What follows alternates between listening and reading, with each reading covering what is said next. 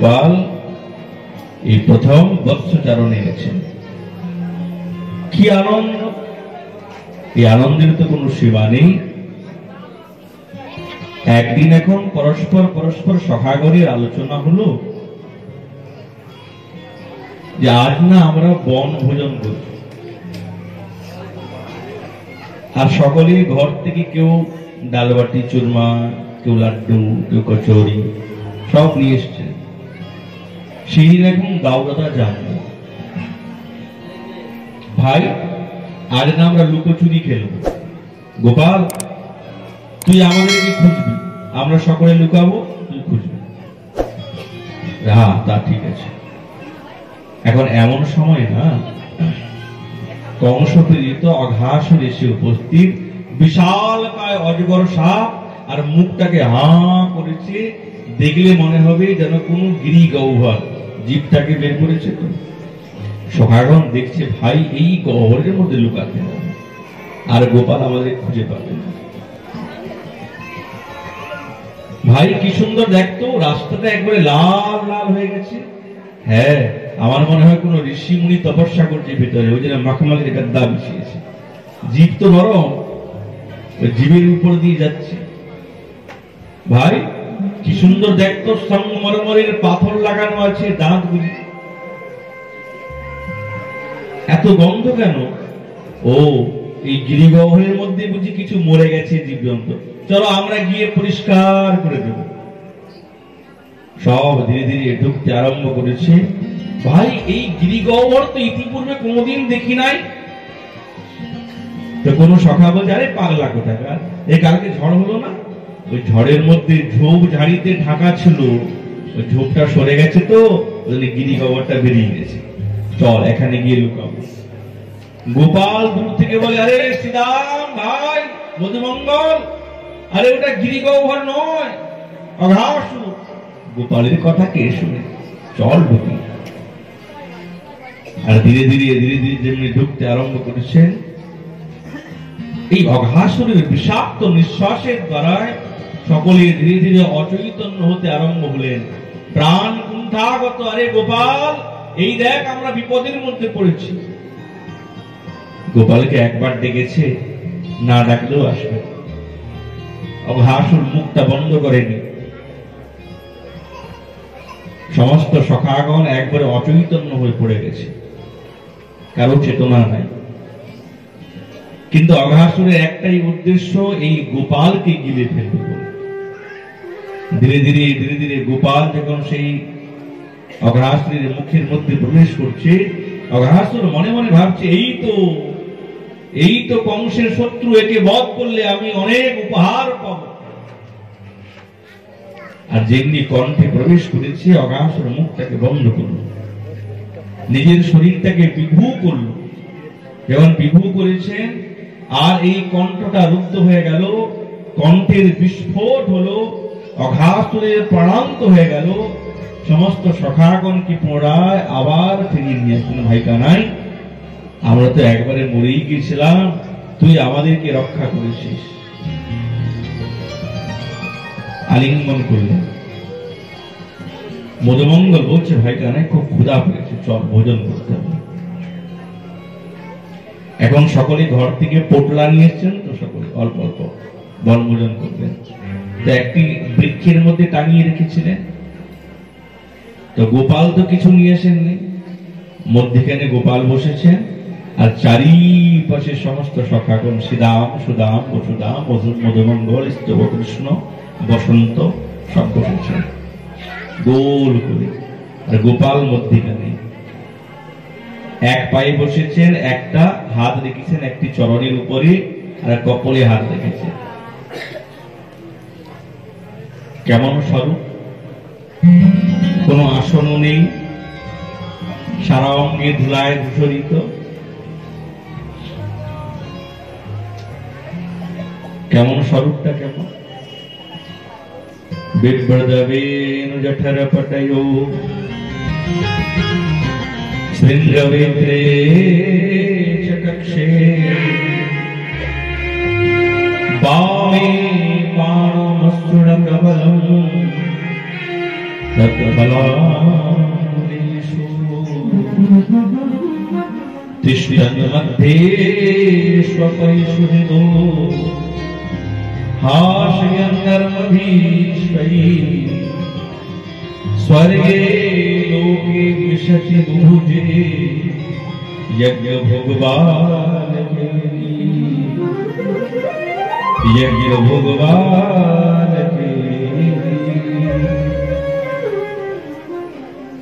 নিজের উত্তরীটা কমরে কষে বেঁধেছেন, শৃঙ্গা এবং বেত্রটা নিজের কমরের মধ্যে রেখেছেন। মধুমঙ্গল দধি মিশ্রিত অন্ন নিয়ে এসছে, গোল গোল করেছে লাড্ডুর মতন, আর্ধেকটা খেয়েছে। ভাই গোপাল, এই দেখ খুব সুন্দর স্বাদ, এই নে। তো গোপাল বা হাতে নিয়েছে লাড্ডুটা, আর্ধেক খাওয়া। মাস্টাররা খাওয়ালাম দধি মিশ্রিত অন্ন। বসুদাম বলছে, আরে ভাই কানাই, এই দেখ আমের আচারটা কি সুন্দর লেগেছে, নিজে এক কামড় দিয়ে দিয়েছে আর গোপালকে দিয়েছে। তো গোপাল কি করেছে, এই হাতে লাড্ডু, এই হাতে দধি মিশ্রিত অন্ন, আচারটা নেবে কোথায়? তো আঙুলের ফাঁকে ফাঁকে আমলকির আচার, হেঁটড়ের আচার, আমের আচার সব আঙুলের ফাঁকে ফাঁকে দিয়েছে, আর একটু করে দধি মিশ্রিত অন্ন খাচ্ছে, আর একটু জিভ দিয়ে আচারটাকে চাটছে। বাহ, কি সুন্দর স্বাদ! তো যেহেতু দধি মিশ্রিত অন্নের সঙ্গে আচার খেতে নেই, কিন্তু আজ গোপাল খাচ্ছে। তৎফলানীষু, ফলানি আচার।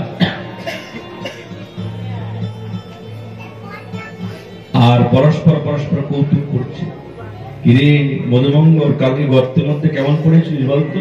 হ্যাঁ, লেগেছে কেন? তুই ঠেললি না আমার বেগে? কৌতুক করছে আর হাসছে। কখনো খেতে খেতে শুয়ে পড়ে যাচ্ছেন, আবার উঠছেন। আরে কেমন মনে হচ্ছে, যেন মনে হচ্ছে এই যমুনা তটেতে সুন্দর পদ্ম ফুল ফুটেছে, মধ্যে গিয়ে কর্ণিকাতে সাক্ষাৎ গোপাল, আর সখাগণ হচ্ছেন পাপড়ি। এমন সময় ব্রহ্মা ওই পথে যাচ্ছেন, হঠাৎ দেখলেন, তাই তো, ইনি কি আমার ঈশ্বর ভগবান? না, না হাত প্রক্ষালন করলো, না আসনে বসলো, একে অপরের এঁটো খাচ্ছে, না না, ইনি আমার প্রভু হতে পারেন না, ইনি অন্য কেউ হবে। আবার ভালো করে দেখছেন, তাই দেখতে তো আমার প্রভুর মতন। ইনাকি তো গর্ভগত স্তুতি করেছিলাম, ইনি কি সে? না, এত নোংরা, ইনি আমার প্রভু না। তো মনটা স্থির করতে পারছে না, ইনি কি আমার প্রভু না অন্য কেউ? পরীক্ষা করি। তো সমস্ত বাছুরগণকে অপহরণ করে নিলেন। কানাই বলছেন, ভাই সময় তো হয়ে গেছে, ঘরে ফিরে যেতে হবে, চল বাছুরগুলিকে নিয়ে আসি, তোরা বস এখানে। বাছুরগুলিকে অন্বেষণ করতে আরম্ভ করলেন, তন্ন তন্ন করে অন্বেষণ করলেন, কিন্তু কোথাও বাছুরের অনুসন্ধান পেলেন। সারা অঙ্গ ঘেমে নিয়ে অস্থির, যেখানে সখারা বসেছিলেন সেখানে এসে উপস্থিত, দেখে কোন সখাই নেই। আরে শ্রীরাম, ও মধুমঙ্গল, আরে এখন কি লুকানোর সময়? দেখতো ভাই, একটাও বাছুর খুঁজে পাচ্ছি না। কাঁদতে আরম্ভ করে দিয়েছেন, সখাগণকেও পাচ্ছেন না, বাছুরগণকেও পাচ্ছেন না। ব্রহ্মা দেখে বলে, ইনি নিশ্চিত আমার প্রভু নয়। ভগবান কি কাঁদে? ইনি আমার ভগবান, অন্য কেউ। গোপাল দৃষ্টির দ্বারা তাকিয়ে দেখছেন, ও হো ব্রহ্মা, আমাকে পরীক্ষা?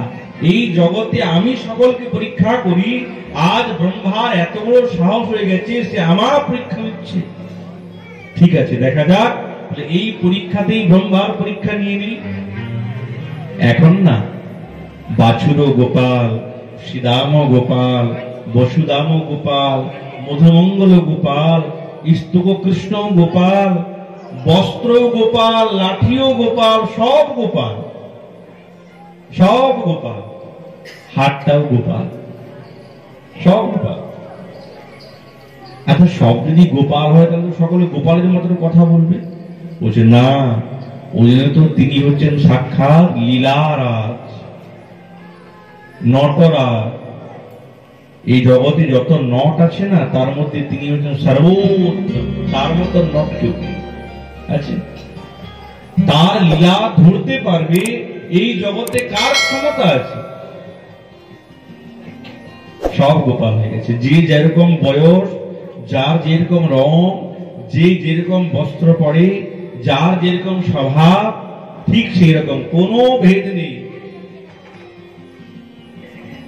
यावत् वत्सकल्प यावद् वपुः यावत् कराघादिकम्